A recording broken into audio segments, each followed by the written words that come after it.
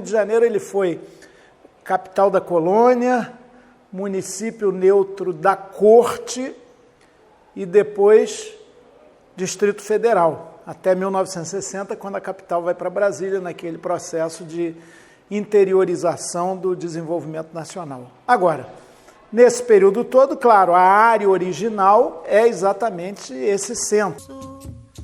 Com licença do dono de terra. Não foram só os portugueses que desembarcaram no Brasil em 1500.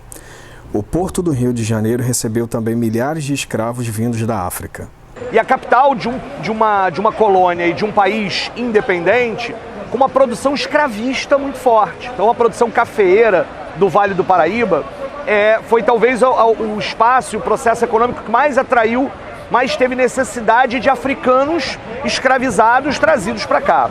E foi exatamente para a região portuária do Rio de Janeiro que a grande parte desses escravos, desses africanos retirados forçadamente da sua vida na África, entraram para o Brasil e para o Rio de Janeiro.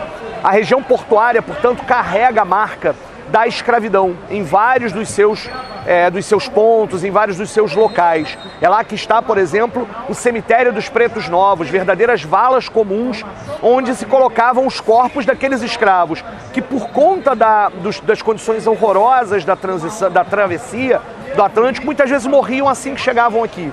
Por isso eram chamados de Pretos Novos e eram jogados nessas valas comuns. E que, inclusive, hoje recupera-se do ponto de vista arqueológico e também do ponto de vista religioso, do respeito que aquela terra santa colocada dessa forma está sendo colocada. Claro que o fato de ter a administração aqui seja com a chegada da corte portuguesa, em 1808, com Dom João, como se dizia na época lá fora, porque aqui tinha censura da imprensa, corte infame, corrupta e depravada. As casas das pessoas já eram tomadas naquela época com carimbo, PR, príncipe regente, que o povo lia como ponha-se na rua, sai fora porque os nobres estão chegando. Então essa ideia da exclusão, da divisão desigual do espaço urbano, já vem com o próprio surgimento do Rio de Janeiro como capital da colônia.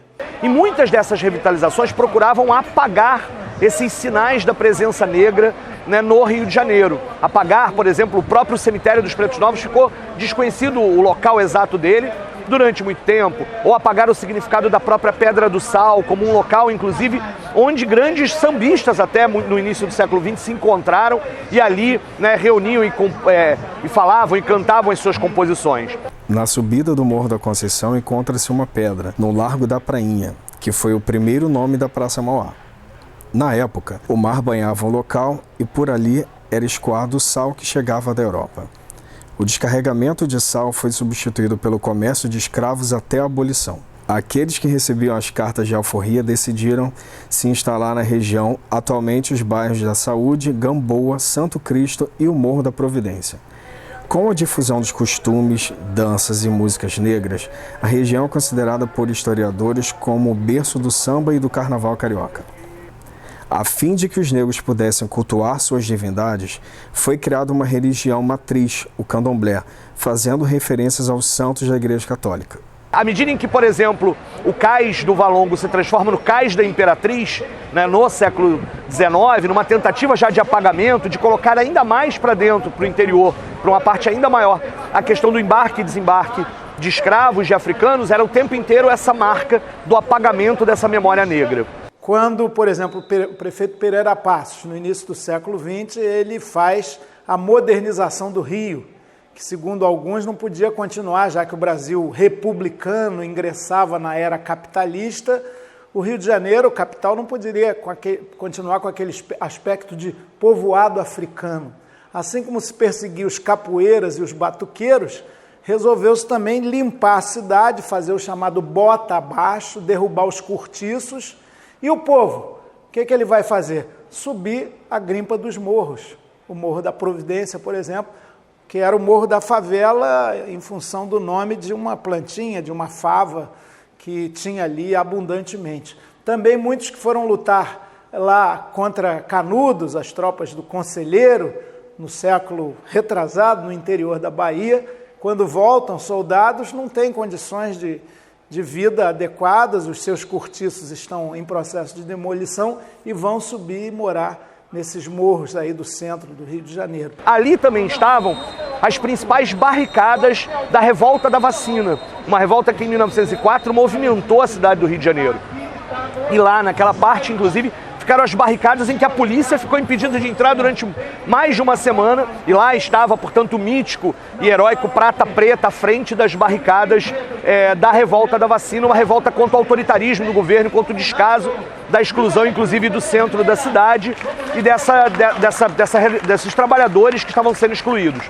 Curiosamente, quando a Revolta da Vacina foi massacrada definitivamente, o que se faz? Se pega o local da barricada, da principal barricada, e se transforma numa praça, dá o nome dessa praça de Praça da Harmonia, né? Logo depois de um conflito, se coloca um batalhão da Polícia Militar. É assim que se trabalha com a memória do Rio de Janeiro, muitas vezes apagando. Atualmente, o Morro da Conceição, com suas vielas e construções que datam do período colonial, guarda parte da história não só do Rio, mas do Brasil. A riqueza histórica da área faz dela uma atração turística repleta de cultura, saindo dos roteiros comuns da Zona Sul. Isso nos leva a pensar sobre a revitalização que acontece hoje. Embora tenha um discurso de revitalizar e de recolocar essa marca da questão negra, muitas vezes continua escondendo aqueles moradores pobres, negros, que ainda vivem naquela região.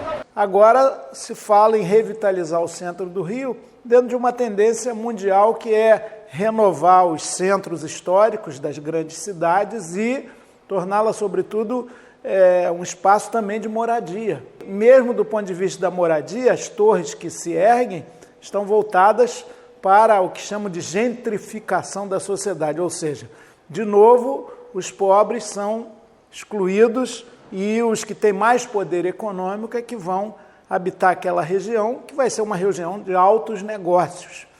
Ao longo da zona portuária, temos o Museu de Arte do Rio, o MAR, um sítio arqueológico que é um cemitério secular de negros, diversas construções com arquitetura do século XIX, o maior grafite do Rio, a roda de samba na Pedra do Sal, além de lindas vistas panorâmicas. Moro aqui há mais de 50 anos. Eu, mais ou menos 7 anos vai fazer.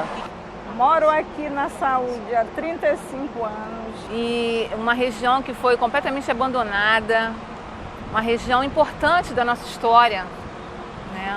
Da nossa história cultural, a nossa história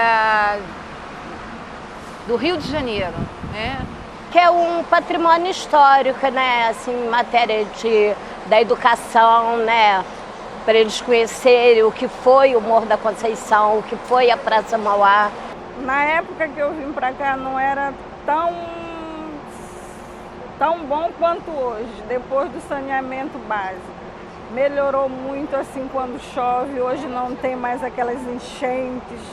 Que hoje eu vejo com os olhos de alegria, pela revitalização, pelas obras que estão sendo feitas e pela parte social também, que a gente também não tinha, tá? A gente tem agora uma associação que cuida das nossas crianças, dos nossos idosos.